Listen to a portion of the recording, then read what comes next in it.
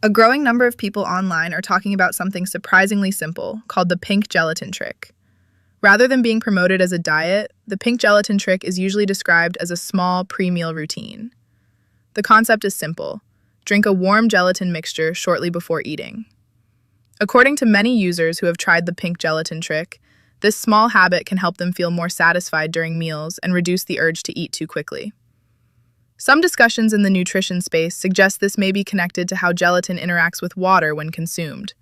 Still, the key message repeated by most sources is balance and moderation. The pink gelatin trick is not meant to replace meals, and people are encouraged to maintain normal eating habits, stay hydrated, and consult professionals if they have health concerns. Its simplicity and low-pressure approach are exactly why the pink gelatin trick continues to spread online and attract attention. If you're interested in learning how people are using the pink gelatin trick in their daily routine, you can find more details in the first comment below.